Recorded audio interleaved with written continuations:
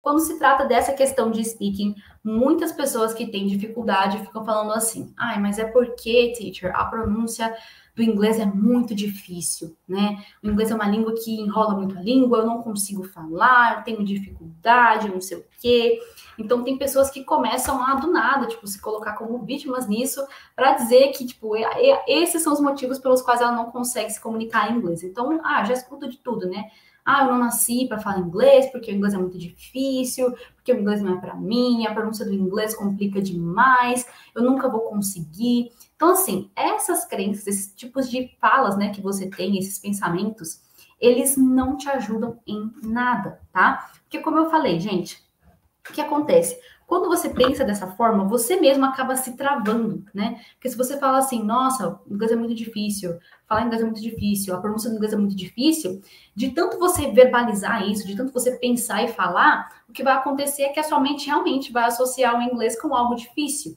E aí você não vai ter nem forças, nem motivação para continuar praticando, tá? Na verdade, não é que é difícil, gente. Você só precisa ter mais prática, tá? Então, nada disso de ficar se colocando como vítima, falando que, é porque eu não consigo, porque a pronúncia do inglês é muito difícil, porque o inglês não é para mim, né? Tem algumas pessoas que falam assim, mas você tem que ter dom para falar inglês, você tem que ter facilidade para falar inglês. E não é nada disso, gente. É uma questão muito mais de prática ali, de estudo, né? Prático ali, do que uma questão de, você ter uma certa facilidade. Não existe isso. O que existe é estudo, dedicação, prática, tá? Porque da mesma forma que você precisou levar um tempo aí para falar português, né, praticando, você também precisa dedicar o mesmo processo com o inglês. Então não vai ser uma mágica, tá? Você realmente precisa treinar, praticar, se dedicar, estar ali realmente empenhado nisso, né? Então, geralmente as pessoas que se colocam como vítimas nessa situação, elas utilizam isso e travam o aprendizado delas, elas não praticam mais, elas não buscam se desenvolver, se aprimorar.